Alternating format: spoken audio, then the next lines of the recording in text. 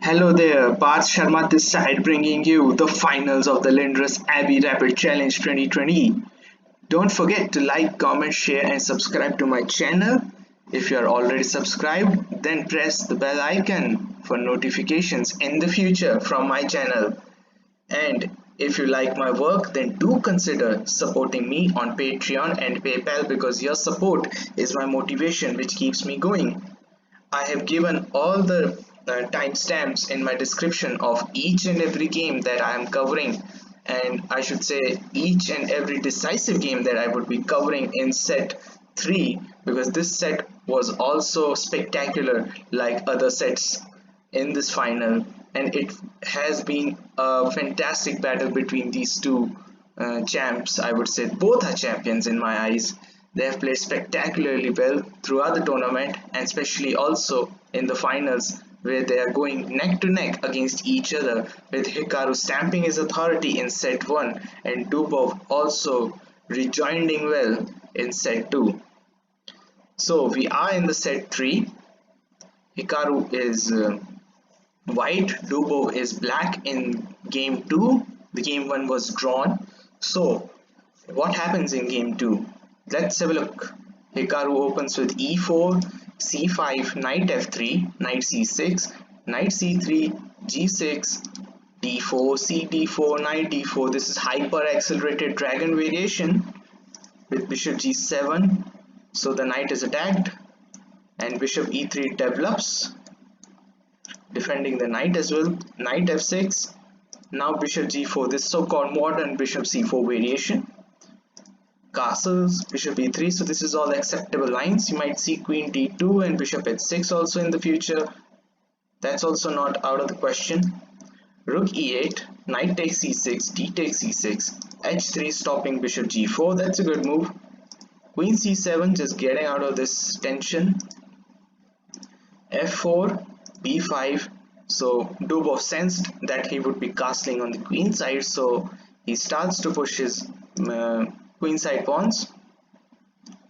Fair enough. e5 attacking the knight, b4 Dubov doing the same, and if you take this then that would be a mistake because the pawn takes and the bishop is pinned, and also this tension as well. So knight goes to a4, and normally this is quite okay because there is an adage that knights on the rim are dim, but in the Sicilian position this is normally found, especially in dragon and even sometimes in knight off variations of the Sicilian. The position is quite playable. It has been proved many times by the players themselves.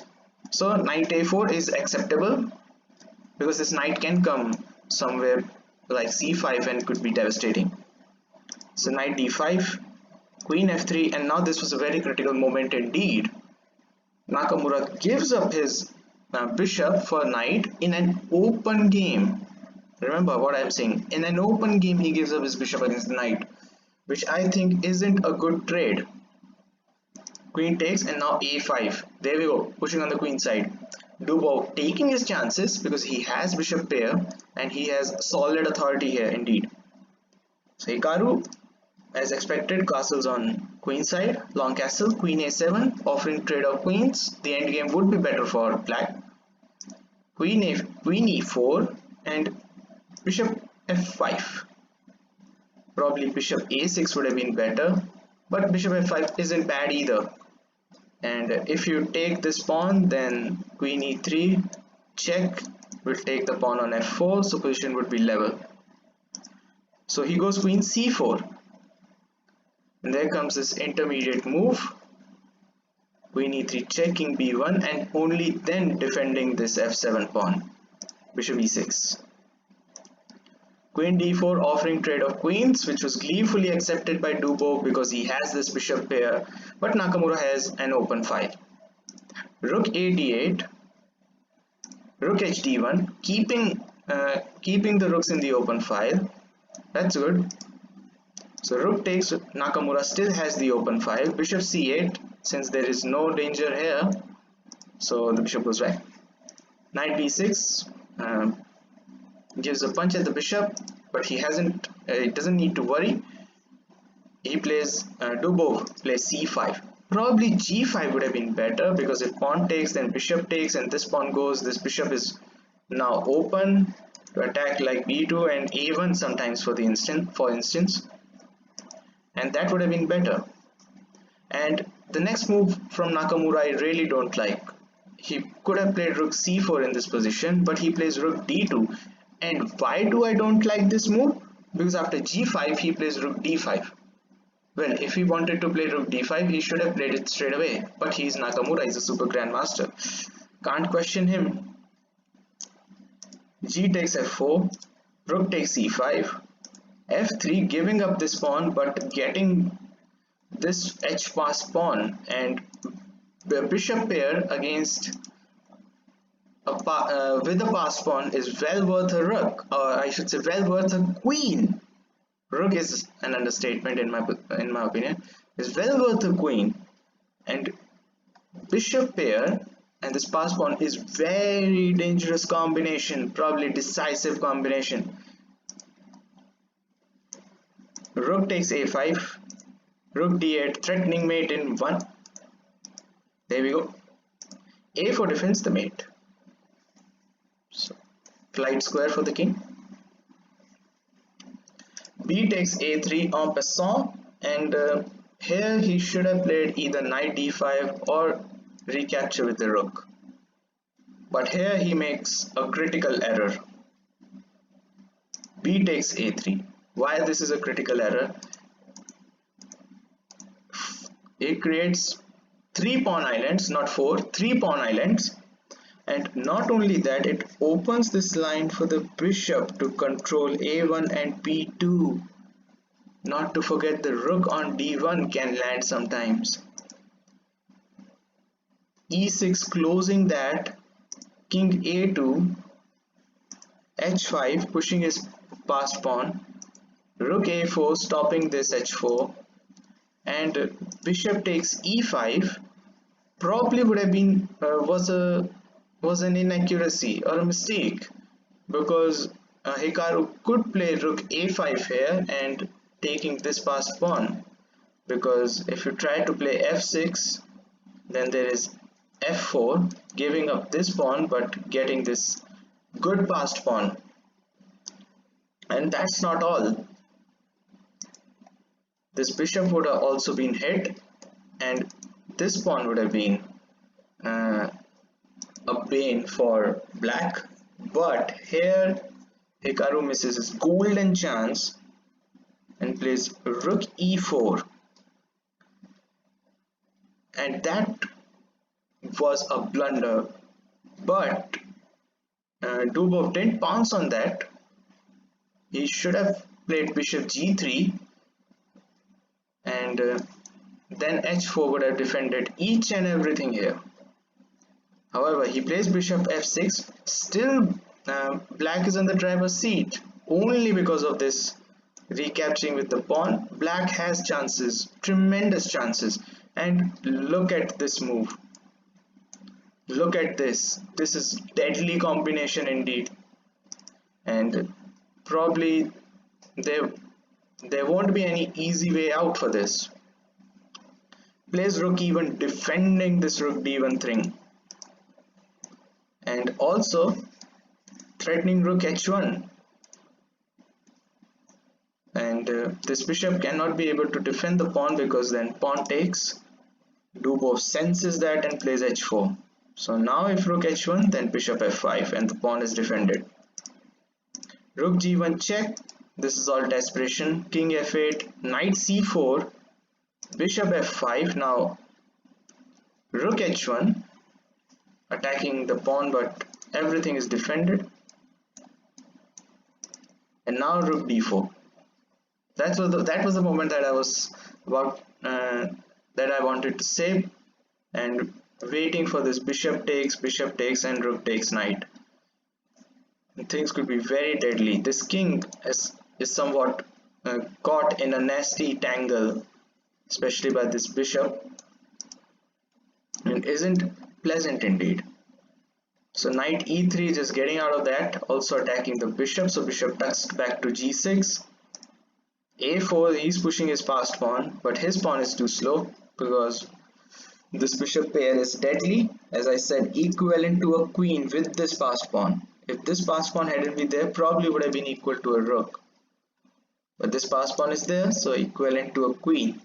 Bishop h5 attacking this. Now, you might think that uh, then he has rook f1. The bishops are on the same line, which is what happened here.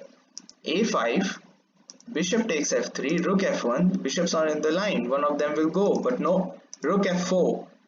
And Dubov finds this move in seconds. And he had to, because he was running very low on time. He was under a minute, but he had this winning position. Each and every move was very easy. a6, bishop d4, stopping a7 and attacking the knight. And here Hikaru Nakamura makes the final blunder, rook e1. And after rook e4, Nakamura resigned the game because this knight is going, and so is the game. So after 2 games, Nakamura was a point down and Dubov was a point up in the final set. So Nakamura had to strike back. Will he or will not? Let's have a look. So this is game number 3 from set 3. And here Dubov is white and Nakamura is black. What would happen? Dubov opens with English opening, e5, knight c3, knight c6, knight f3, and now f5. This new move, this big new move, and is controlling the center through this way. And if he had played well, then he could have played probably g3, but since the center is looking quite dominant for black here, he just falls for it, d4. And I think this was an inaccuracy in my opinion, because already e4 and this knight is looking hapless here. Knight g5, bishop b4, excuse me, and you can see here the next move is h6, and if this knight comes to here, then g5 is already tremendous in the position. Notice the pawn is defending, not at the board but just showing with the arrows, and suddenly the king side play of black would be too much to handle for white. He goes d5 attacking the knight, knight goes to e5 attacking the c4 pawn, queen b3 defends the pawn. Obviously cannot play e3 because queen takes would have been disastrous. Bishop c5, bishop was hit, and now knight h3. Now g5 is not possible because there is no h6. But he could have played, let's say, either g3 something, maybe, who knows. Maybe knight h3 would have been better. Nevertheless, the game goes on, knight f6.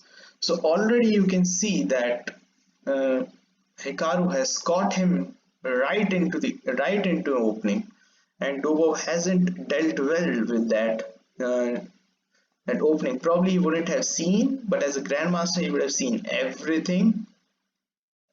So I don't say he didn't see this or hadn't studied it. That's kind of a vague statement, an unclear statement that I'm making. Nevertheless, going back to the game.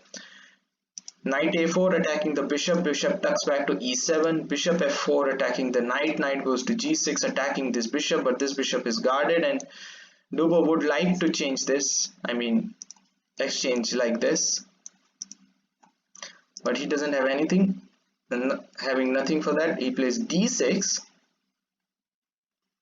So as I said, he would like to have this exchange, but d6, and he takes this way. So what does this do? It cramps black's bishop for some moment, and these two center pawns don't look very well, but black can use this for his own advantage. Let's have a look. Knight c3, d5, and exchanging this won't be good because then queen would stop the castling. e3, there we go. If you take, then take, and knight g5 would be tremendous since black won't be able to castle then. So black castles first, rook d1. If you take, then bishop takes come with check, and then knight d5 would be tremendous there. Looking at the c7, the bishop guarding that.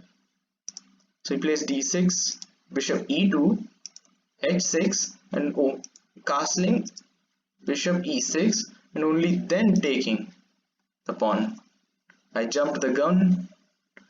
I was about to jump the gun, but then I controlled myself. So knight takes d5, bishop takes d5, c takes d5, and queen b6. And here came a critical moment, another critical moment. Black is looking to exchange queens. Probably in this position he could have tucked his queen somewhere else, probably to c2 or to a4. Not on a4 because b2 would have been hanging, probably on c2. And that could have been fine because the rook defends the pawn. However, here he plays rook c1, which I don't like, because now after queen takes, a takes, suddenly this pawn structure looks very bad indeed. And if you play, let's say knight here is not possible because then the knight would be pinned. So, but this pawn structure doesn't look very good for white and creates a lot of weaknesses here. So Nakamura would like to crash in with something. So rook f8, rook c4, so he's trying to correct the pawn structure like this. Knight d7, probably trying to take the center like that. Would it be better? But probably this knight on e5 would have been better. But nevertheless, we are far away from that. Rook fc1. So after knight b6, rook takes, rook takes, rook takes, knight takes. So we are into this again. White has the bishop pair. Again, Dubov is succeeded to have bishop pair in the endgame into this only minor piece endgame. So that's good. g4, so he's cutting through everything like bishop takes, and then knight b6, activating the knight is Hikaru. That's a good move. Bishop g3, just tucking back for a moment. Knight h4, so trying to get rid of one of the bishops like that. Knight f4, activating the knight. Knight f3 check. If bishop takes, pawn takes would cramp this king. Not pleasant at all. And also g5 and then taking this would have been unpleasant also. So king g2, knight d2. Now this is also very critical. Not only attacking the pawn on b3, but also cutting this king to come to the center of the board and having a potential to come on the queen side as well. So this is very critical indeed. Bishop f5. So if knight takes, then bishop takes, and which is what happened. Knight takes, probably a5, just try to push this pawn would have been a better option, but he goes for clarity and I won't mind. Bishop takes, there we go. Knight c4, now attacking this b2 pawn, and suddenly things are looking very dangerous for white, and all happened because of that rook c1 move, allowing that doubling of the pawns with the queen trade. And here probably bishop c2 would have been a better option, but here Dubov was also running under a minute. He made, was it this move or some other move, made at 5 seconds compared to Nakamura's 10 minutes. So Nakamura was dominating Dubov, understandably so. So he plays knight d3 Dubov, defending the pawn, but then comes a5 and suddenly this pawn storm, this 2-1 majority on the queen side is looking tremendous for Nakamura. And this stage of the game, Nakamura was so calm. He was calculating so well. He was playing probably one of the best chess games that I've seen, especially in the end game.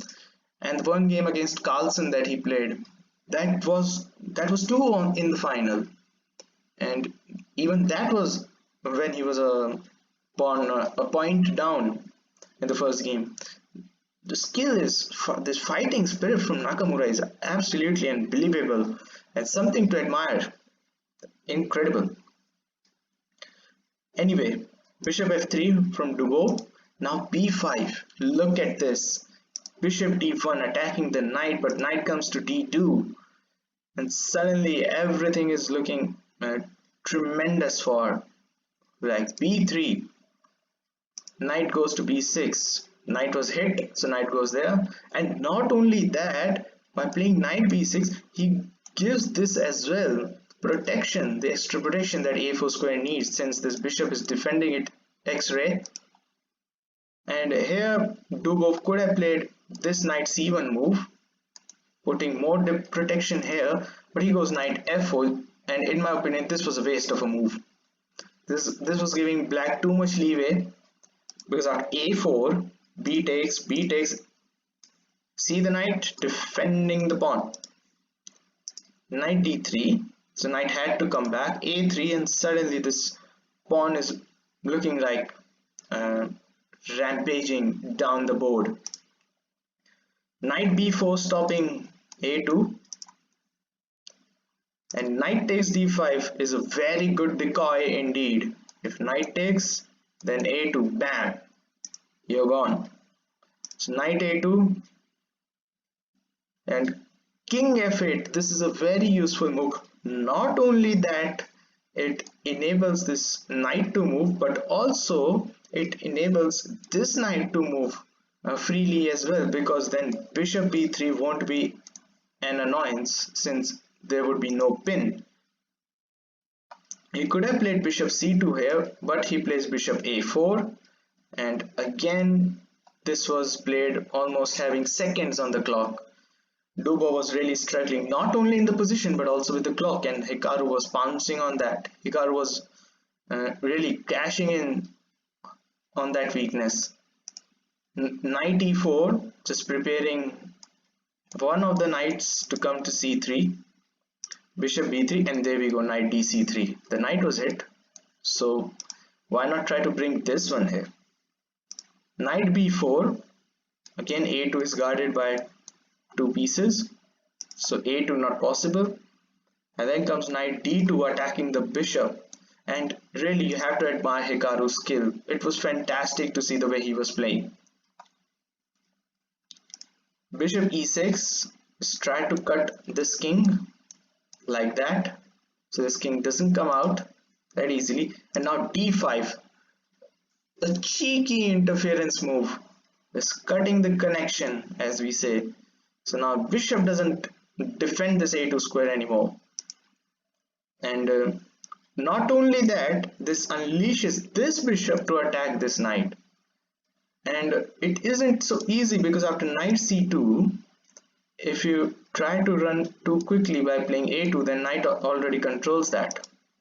So knight c4 excuse me, not only defending the pawn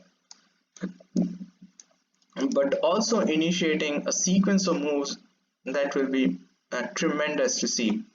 You'll see e4, now a2 pushing the pawn, e takes d5, and now this bishop d6. What a move indeed.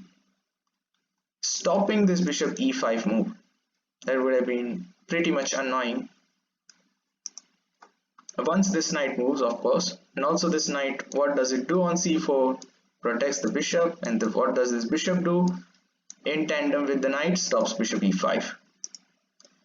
King f3 was just, I think, a move made in desperation, trying to activate the king, but since all the battle is going on with this pawn, then why to move the king? Probably would have taken the bishop and at least would have gained some time.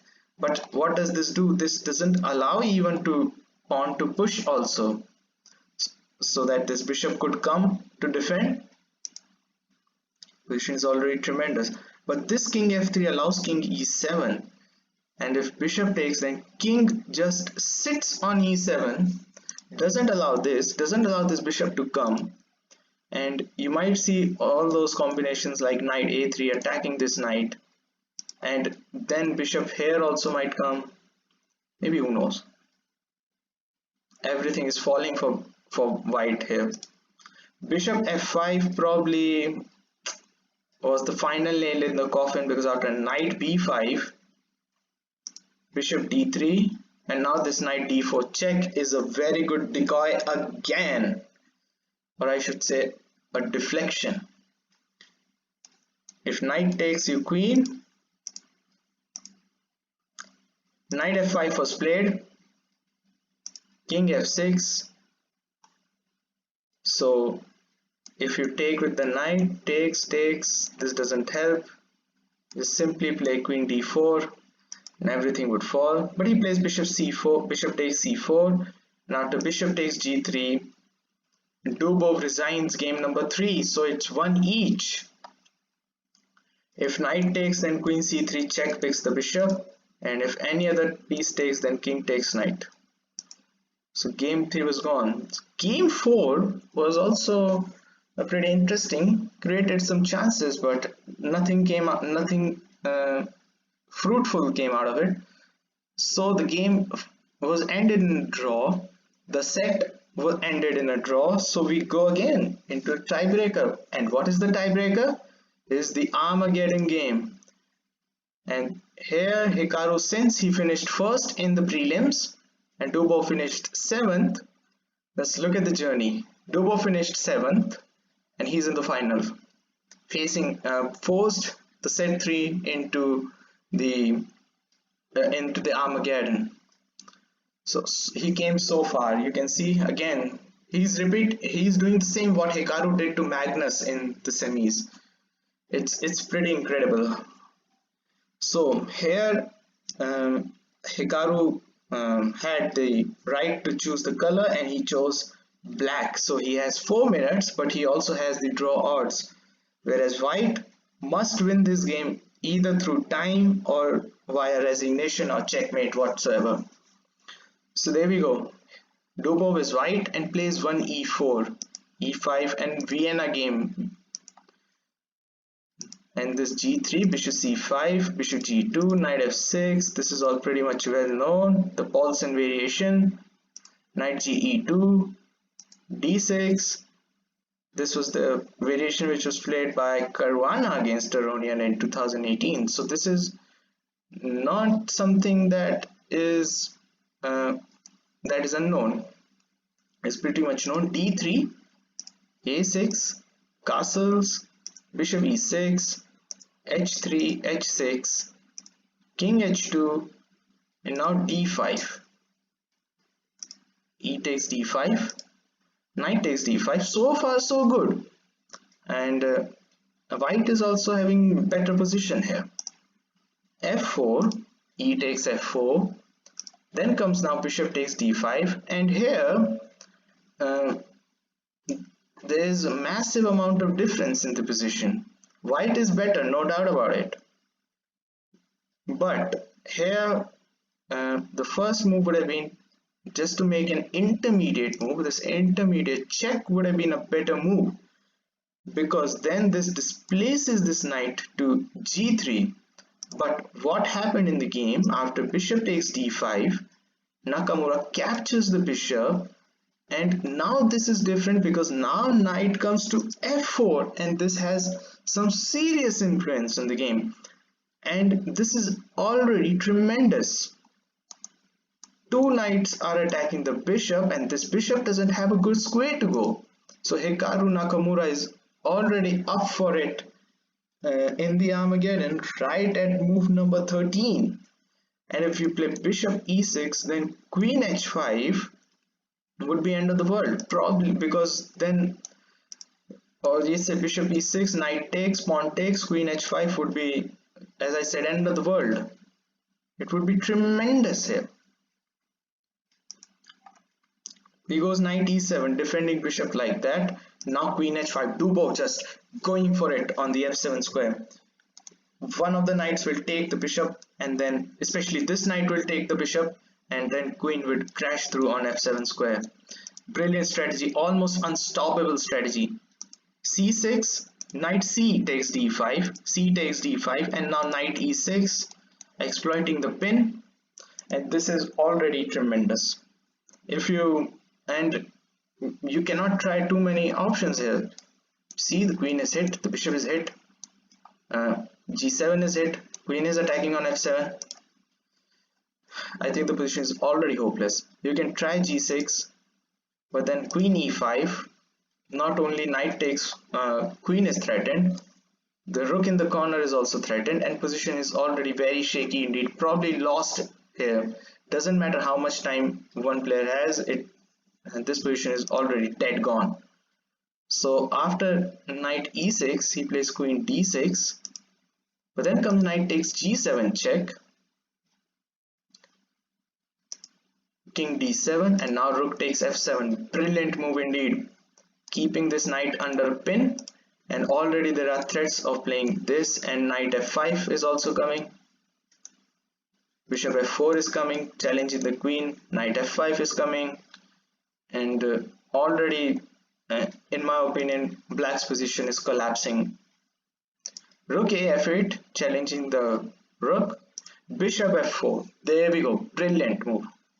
Attacking the queen, not moving this rook, keeping this pin intact. And here Nakamura takes a bold decision, but somewhat I would say a forced decision, to give up his queen, and rook F2 check, king H1, and then bishop takes D6. So at least he has some play here, some activity on the 7th rank. And if you be able to put this rook here, then things can look very good indeed for Nakamura. Not, of course, not winning, but since draw also goes for goes to black, he would be fighting for a draw probably. Rook E1, rook HF8. There we go, doubling the rooks. Queen G4 check. Probably he could have taken the pawn. That would have been a better option. But Armageddon, no increment.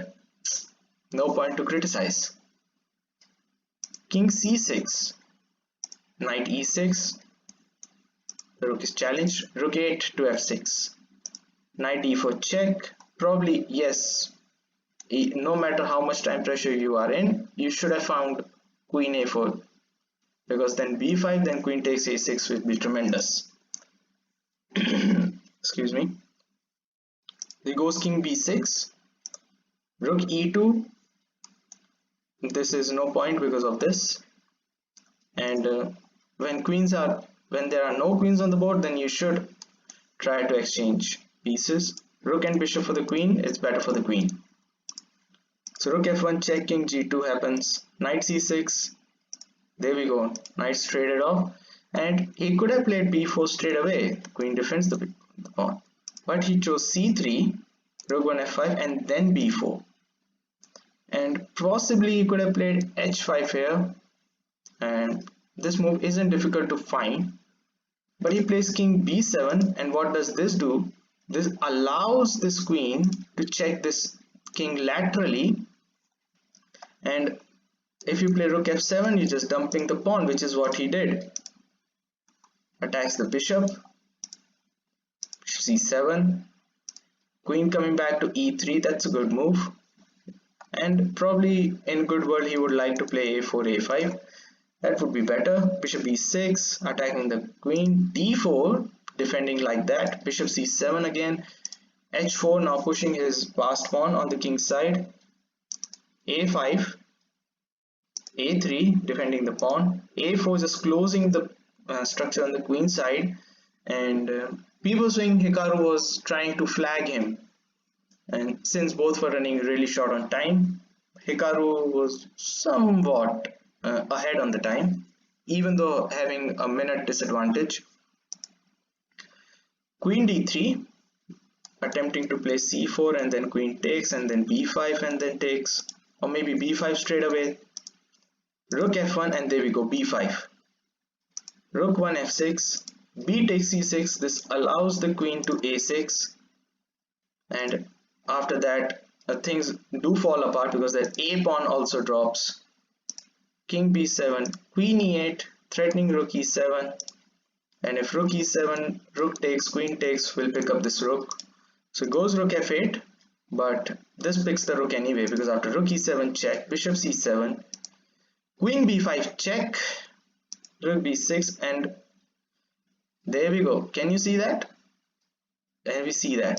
Rook takes c7 check, the final move of the game, and here Hikaru Nakamura designs the game. Wow, what an awesome achievement by Daniil Dubov to beat one of the fastest players in the world. It's incredible indeed. Beating Hikaru Nakamura in rapid chess and even in Armageddon, where all odds were against you, it's incredible. And congratulations for him to winning $45,000. And that's not all. He qualifies for the finals in the August of the Magnus Carlsen Tour. That's an awesome achievement. Well, in this game you can simply see king takes, then queen c5 check picks the rook on f8, and this is already hopeless. With single pawn you cannot do anything. The mate will come shortly, and this is a huge achievement in Daniil Dubov's chess career. Incredible. He beat Magnus Carlsen in the prelims, and he beat Hikaru Nakamura here, and being a set down, just the way Hikaru was playing against Magnus, but Hikaru in that match he was totally thrashed. So it's an awesome achievement for a very good establishing career. He's already a rapid champion, as people said in 2018, or no one to say, it's already in the records. It's incredible achievement for Dubov. I'm just running out of the words for the praise for this man. And yeah, what a sensational superstar we have. So that's it from the Lindores Abbey Rapid Challenge 2020. And from yesterday, I mean, should I say from tomorrow, I would be showing you my favorite games from Garry Kasparov, one of the greatest chess players of all time. I would be showing you my favorite 15 games. There are plenty, and it's very difficult to select them, but I would be showing 15 of my favorite games which were played by Garry Kasparov, the legend himself. Thanks for watching. I hope you like my video, and as I said, stay safe. Cheers. Bye.